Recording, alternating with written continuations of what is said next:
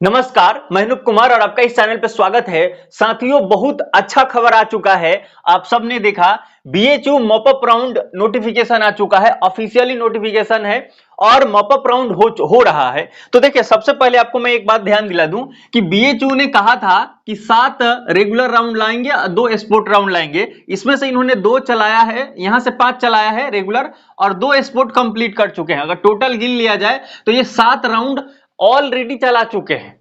अब जो mop up round आया है ये 8वां राउंड है। पहली बात तो ये हो गई। दूसरी बात, ये ऑफलाइन होने वाला है। ऐसा नहीं सोचे कि बस मेरा तो हो जाएगा, हम बस जहां भी हैं वहीं नहीं। ये टाइम जो दिया गया है आपको सब कुछ मैं दिखा रहा हूं। आगे आपको क्या करना है, कौन सा फॉर्म लेके जाना है, डॉक्यूमेंट क्या लेके जाना है, each and everything.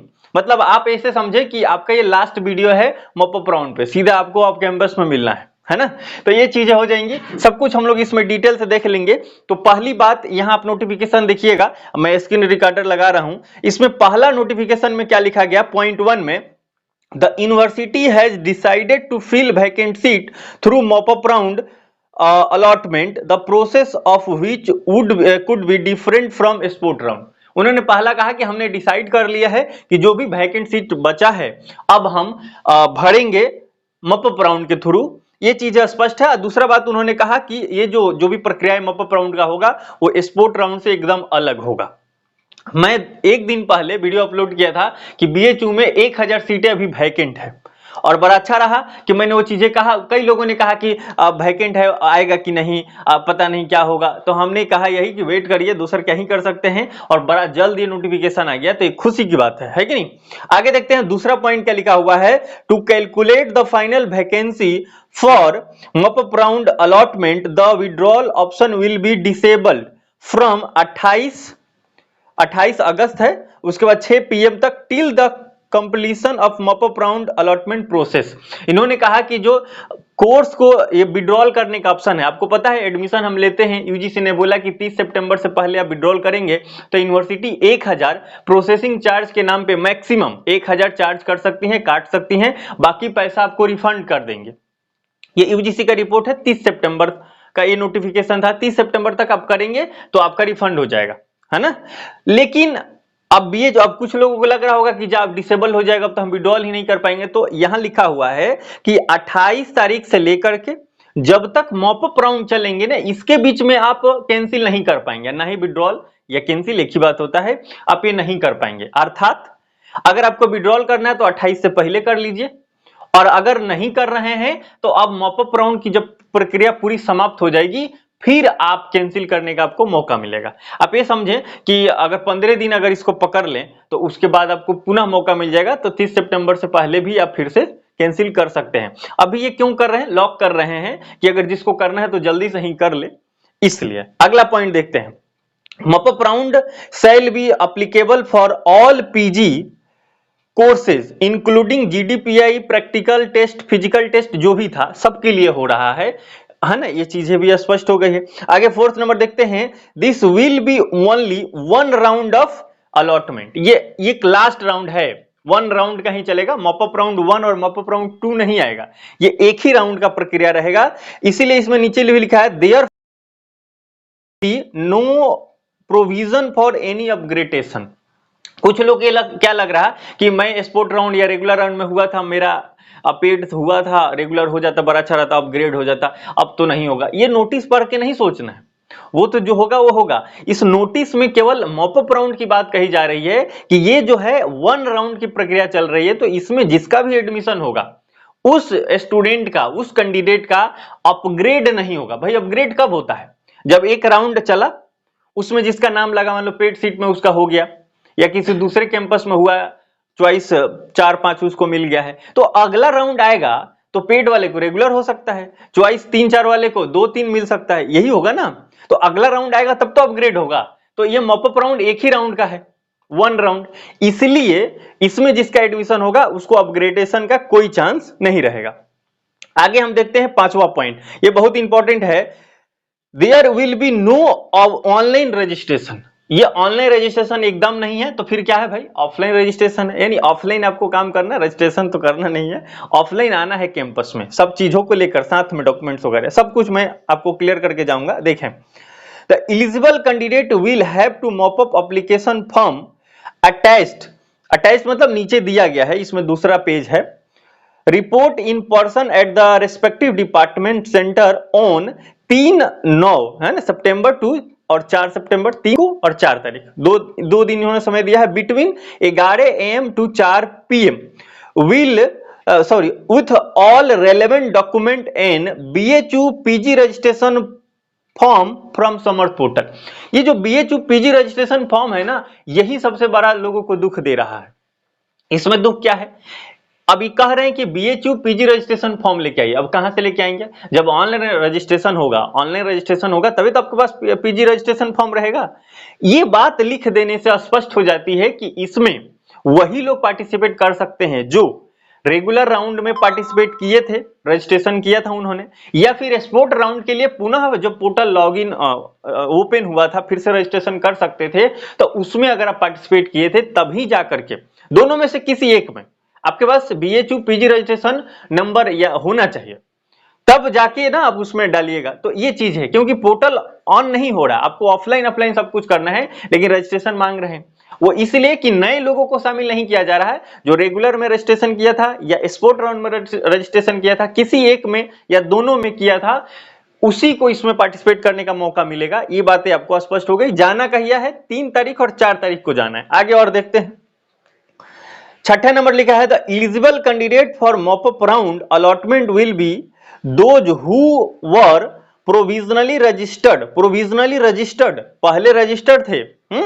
provisionally registered for BHU PG admission but currently do not hold any admission seat in regular or sport round for whatever reason। कोई भी रीजन रहा हो, आप रेगुलर या स्पोर्ट राउंड में कोई सीट नहीं प्राप्त किए हैं, लेकिन अपने रेगुलर या स्पोर्ट राउंड में रजिस्ट्रेशन किया था, तो आपको इसमें एलिजिबल हैं। आप इसमें आप यहाँ ऑफलाइन जो मॉप अप राउंड होगा तो आप आ सकते हैं। समझ गए।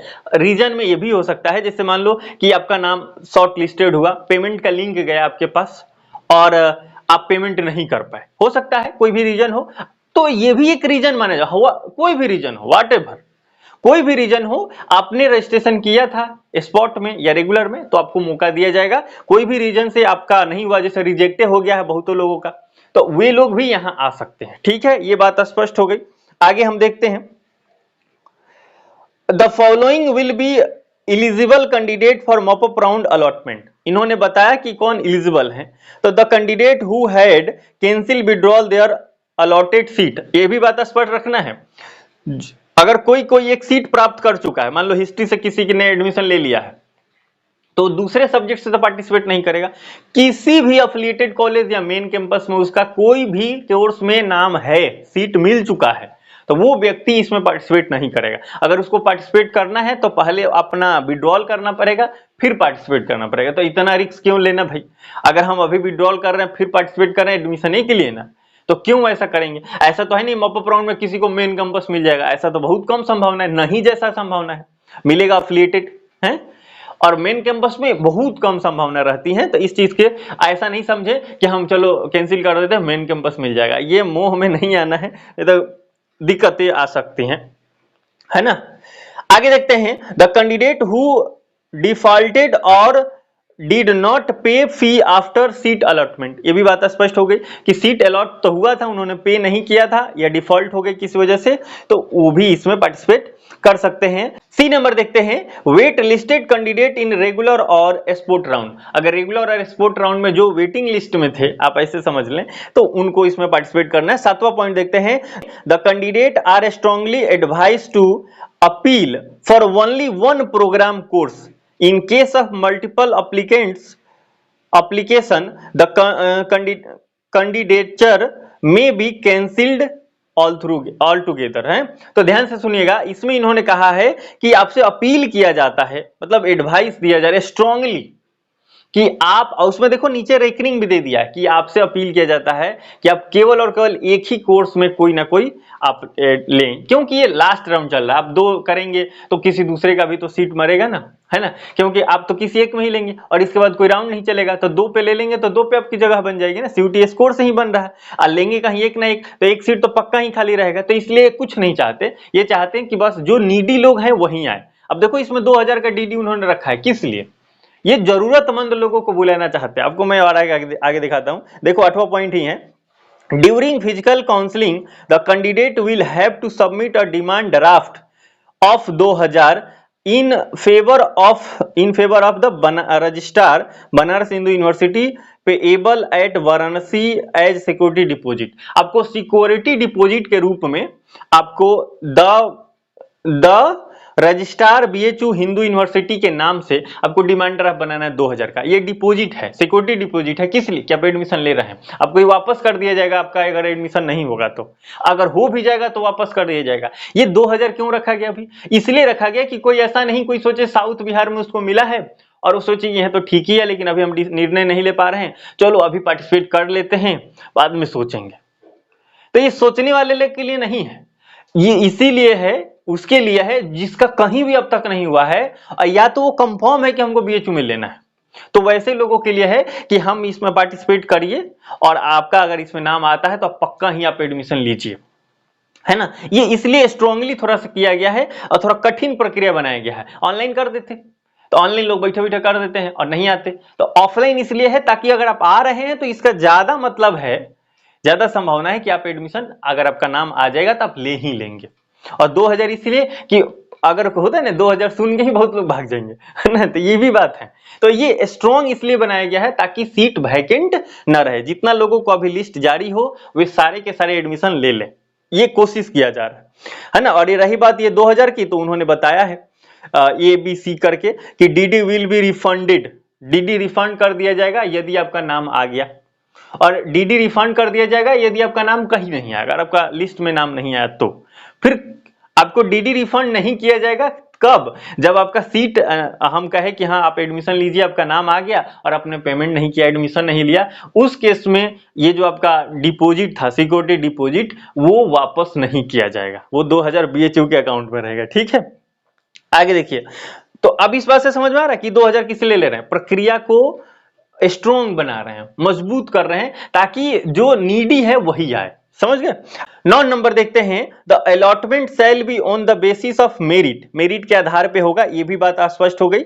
उसके बाद 10 नंबर देखते हैं, unlike the regular rounds there will be not be any option for query and its response. अब ऑफलाइन हो रहा है तो क्यूरी और रिस्पॉन्स की बात ही नहीं रहेगी इसमें, तो स्पष्ट रूप से ये चीजें हो जाएगी, answer their eligibility and submit document accordingly, है ना। मिसिंग और incomplete document shall invite cancellation of their candidature. मतलब आपको डॉक्यूमेंट्स जो है वो जब आप आएंगे ऑफलाइन तो कोशिश करें जितना हो सके डॉक्यूमेंट लेके आने के लिए। हाँ ठीक है, माइग्रेशन वगैरह नहीं रहेगा तो आपको संभावना एक बनता है कि मौका दे दें, लेकिन आप कोशिश करें कि अपने सारे डॉक्यूमेंट को लेके आएं। ठीक है, डॉक्यूमेंट भी इन्होंने नीचे रिकमेंड किया है कि क्या क्या लेके आना है। आगे हम इंपॉर्टेंट डेट देख लेते हैं, ये बहुत इंपॉर्टेंट है। इंपॉर्टेंट डेट है कि PG cancellation withdrawal will be disable, will भी है, विल भी मतलब डिसेबल हो जाएगा कब? 28 तारीख 6 बजे से लेकर टिल जब तक मॉपअप राउंड कंप्लीट ना हो जाए, इसके बीच में जो विड्रॉल का ऑप्शन है वो नहीं रहेगा, वो हट जाएगा, डिसेबल हो जाएगा, कोई कैंसिल नहीं कर पाएगा। अर्थात 28 से पहले, 28 तारीख 6 PM से पहले करिए, और नहीं तो मॉपअप राउंड की प्रक्रिया पूरी कंप्लीट हो जाएगी, उसके बाद आप विड्रॉल कर सकते हैं, कैंसिल कर सकते हैं। यूजीसी का गाइडलाइन है कि 30 सितंबर से पहले आप कैंसिल करेंगे तो पूरे पैसा वापस कर देंगे, 1000 मैक्सिमम प्रोसेस चार्ज के नाम पे यूनिवर्सिटीज काट सकती हैं। दूसरा देखते हैं, declaration of vacant seat for mop up round 29 और 6 PM उन्होंने डेट दिया है कि declaration of vacant seat for mop up round, vacant seat वो बताएंगे आपको 29 तारीख को, है ना। ये चीजें तो मैं वीडियो भी लाके आपको बताऊंगा, आप ये देख लेना। Physically reporting by the candidate at respective department centre, आपको आना कब है? वैकेंट सीट देख लेना है आपके कैटेगरी में, आपके कोर्स में क्या कितना सीट बचा है। तो अगर सीट रहे अच्छा खासा या बहुत कम भी रहे तो आप आ सकते हैं, क्योंकि प्रक्रिया जटिल है, बहुत सारे लोग पार्टिसिपेट करने से ही बचेंगे। 3 तारीख और 4 तारीख 2 दिन रखा गया है, 3 सितंबर और 4 सितंबर को आप यहां पे आ सकते हैं। Merit declaration by the department centre और notice board, on notice board 5 तारीख को स्पष्ट हो जाएगी, ज्यादा वेट भी नहीं करना है। Seat allotment and fee like link on student portal tentative है, 6 तारीख को ये आ जाएगा। Fee payment by the candidate with in 48 hours, आपको करना ऑनलाइन ही, आपको ये पेमेंट कर देना है। आगे हम लोग देख लेते हैं, इसमें जो दूसरा पेज नंबर है, दूसरा पेज है, ये यहाँ स्पष्ट रूप से लिखा है, यही लेके आपको जाना है, इसको फिल करना है। लिखा है PG admission 2024-25 application form for mop up round, ये लेके आपको जाना है। यहाँ डेट फिल करना है, यहाँ पे डेट फिल कर देना है। उसके बाद आप यहाँ देखिए बीएचयू पीजी, और यहां देखिए अटैच बीएचयू रजिस्ट्रेशन फॉर्म। आपने जो रेगुलर राउंड में और स्पोर्ट राउंड में आपने पार्टिसिपेट किया है, तो ऑनलाइन किया था, तो बीएचयू पीजी रजिस्ट्रेशन फॉर्म मिला है आपको, है ना, जिसको डाउनलोड करके रखना था। तो वो नंबर यहाँ पे डाल देना है और वो उस चीजों को इसमें अटैच करके आपको जमा करना है। दूसरी बात देखते हैं, यहाँ आपको आपको नाम लिख देना है, फिर आपका जेंडर क्या है, मेल है, लड़का है या लड़की है, ये आपको बात बता देना है। मोबाइल नंबर भरना है, ईमेल आईडी भरना है, और उसके बाद आपको कैटेगरी बता देना है। अटैच प्रूफ भी आपको लेके जाना है ना, कि कौन सा कैटेगरी है, जैसे मान लो ईडब्ल्यूएस, ओबीसी, एससी, एसटी जो भी हैं वो, और आप C1 है या C2 है। C1 मतलब आप ग्रेजुएशन किए हैं बीएचयू को छोड़ के किसी भी यूनिवर्सिटी से, रिकॉग्नाइज यूनिवर्सिटी से, ऐसे नहीं डिफाल्टर यूनिवर्सिटी से किए तो होगा ही नहीं, रिकॉग्नाइज होना चाहिए। और C2 मतलब है कि आप बीएचयू से ही ग्रेजुएशन किए हैं, तो आप C2 फिल करते हैं। तो इस पे आपको क्लिक कर लेना है जो आप एप्लीकेबल रहे आपके लिए। आर यू PWBD मतलब आप फिजिकली चैलेंज्ड हैं, तो इसके लिए आपको यस और नो करना है। भगवान ना करे कोई ऐसा रहे, है ना, पर यदि रहें आप तो आप ये चीजें कर सकते हैं। फादर नेम क्या है, डेट ऑफ बर्थ आपका क्या है, ये भर देना है। क्वालिफिकेशन यूजी में परसेंटेज यहाँ पूछा है, अटैच प्रूफ यानी आपको मार्कशीट देना है। अगर हम बात करें डिमांड ड्राफ्ट का नंबर और कौन सा डेट है और बैंक किस बैंक से आपने बनवाया है, ये चीज 2000 वाला डीडी, तो ये चीज आपको कर लेना है। सीयूटी का स्कोर और उसका जो स्कोर कार्ड आपने डाउनलोड किया है वो अटैच करना है। इनको ऑफलाइन जाएंगे तो एक साथ लेके जाना है, एक साथ देना है। और क्वालिफिकेशन, ये चीजें तो हो गई। हाँ, ये क्वालिफिकेशन तो मैंने बता ही दिया आपको, डिमांड ड्राफ्ट भी बता दिया। अब देखें आप, अगर हम देखें यहाँ पर इन्होंने प्रेफरेंस ऑर्डर बताया है, तब जो आपका इंस्टीट्यूशन है डीएवी, वीकेएम, है ना, इसी हिसाब से आपको जो भी आप एक वीडियो आप देखिएगा, उसमें मैं प्रेफरेंस कैसे लिस्ट बनाना है वो चीजें मैं बताया हूं बहुत डिटेल से। तो बीएचयू अफिलिएटेड कॉलेज और उसके जो मेन कैंपस है उसको किस क्रम में सजाना है वो आप देख सकते हैं, है ना। तो उसमें रेगुलर का मैंने बताया है, तो उसी के बाद आप जो पेड वाला है वो आप रख सकते हैं। एक नंबर पर डीएमसी रखिए मेन कैंपस, और मेन कैंपस का पेड दूसरे नंबर पर रखिए, फिर डीए भी रखिए, बाकी जितनी अफिलिएटेड कॉलेज है सबको रखिए। उसके बाद आप अफिलिएटेड कॉलेज का पेड स्टार्ट कीजिए, डीएवी पेड, फिर वीकेएम पेड, इस टाइप से करके आप सजाइए। तो से प्रेफरेंस आप सजाइएगा।